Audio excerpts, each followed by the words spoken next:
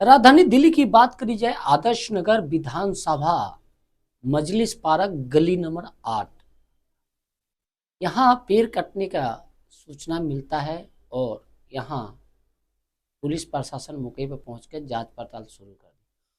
वहीं कंप्लेनर दिनेश भारद्वाज के कहना है कि कुछ महीना पहले भी इसी तरीके से बिल्डर माफिया पेड़ कटवा देते हैं, उसके बाद डिपार्टमेंट को शिकायत दी जाती है, क्योंकि डिपार्टमेंट अभी तक इस मामले को लेकर कोई भी ठोस कदम नहीं उठाया।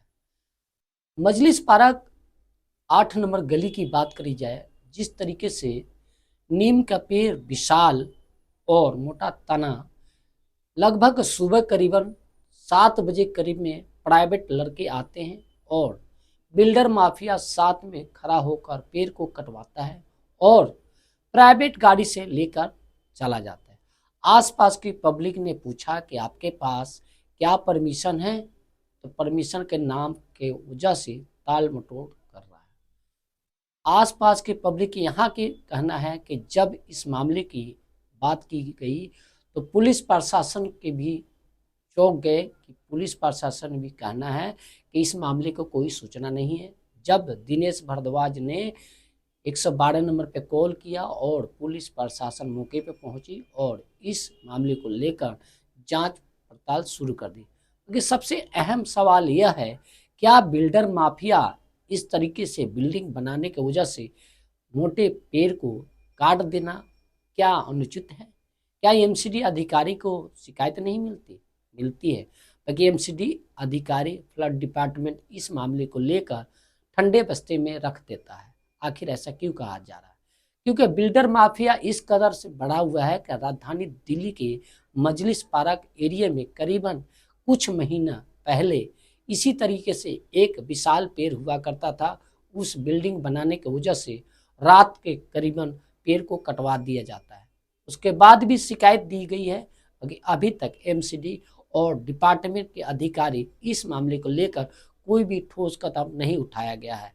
जिस तरीके से राजधानी दिल्ली में पेड़ लगाने की योजना चलाया गया है और उसके बाद भी इस तरीके से बिल्डर माफिया पेड़ काटते हुए नजर आ रहे हैं, क्या इन पे कानूनी कार्रवाई होना चाहिए या नहीं? क्या इस तरीके से बिल्डर माफिया का मुकाबला चलते रहेगा? क्या इसी तरह से पेड़ते रहेंगे?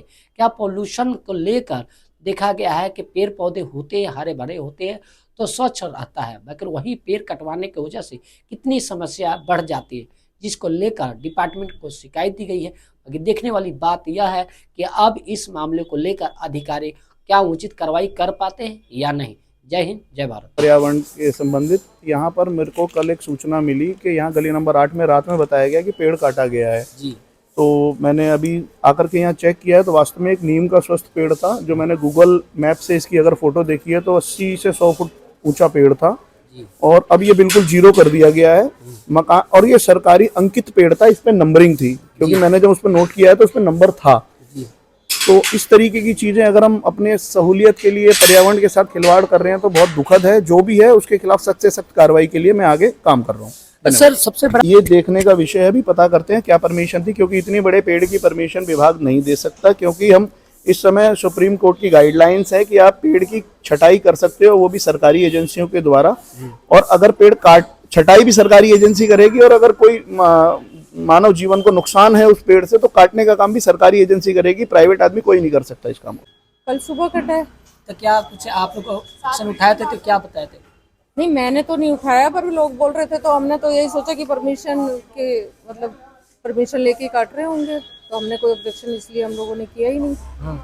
इतना मोटा विशाल पेड़ है जो एक कब से लगा हुआ था, ये आप लोग बता रहे ये तो बहुत पुराना है, तो हमारे ससुर के फादर ने लगाया था, बहुत सन 55 या 60 का है। ये बहुत पुराना पेड़ है, आज का नहीं है, नंबर डला हुआ पेड़ है। नंबरिंग वाला पेड़ को काट दिया गया है। आप लोग ऑक्शन उठाया तो क्या उन्होंने दिखाया था? तो नहीं दिखाया, हम लोगों को दिखाएंगे, क्यों दिखाएंगे वो हम लोगों को?